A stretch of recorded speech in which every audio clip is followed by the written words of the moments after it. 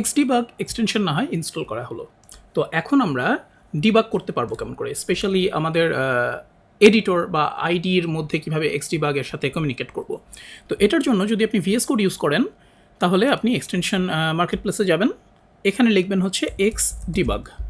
ঠিক আছে, এই যে দেখেন পিএইচপি ডিবাগ নামে একটা লাইব্রেরি আছে, এটা ইনস্টল করে নেবেন। ইনস্টল করে ভিএস কোডকে একবার রিস্টার্ট করে নেবেন।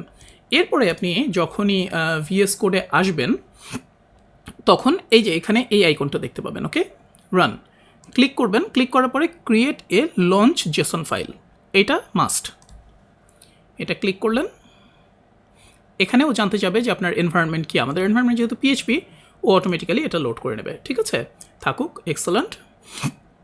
এই যে লঞ্চ জেসন ফাইল, এটা থাকুক, এটা আমাদের আর দরকার নাই।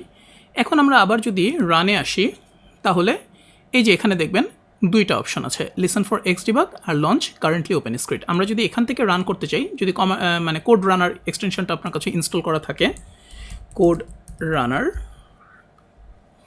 ঠিক আছে, এই যে কোড রানার এক্সটেনশন ইনস্টল করা থাকলে আপনি যেটা করবেন সেটা হলো এখান থেকে এইটা সিলেক্ট করবেন, লঞ্চ কারেন্টলি ওপেন স্ক্রিপ্ট। ঠিক আছে, আরেকটা জিনিস একটু ম্যাচ করে নেওয়া লাগবে, সেটা হচ্ছে মনে আছে যে আমরা পিএইচপি আইএনআইতে পোর্ট নাম্বার 9000 দিয়েছিলাম, এখানেও যেন সেটা থাকে, সেই পোর্ট নাম্বার থাকে, নাহলে কিন্তু কাজ করবে না।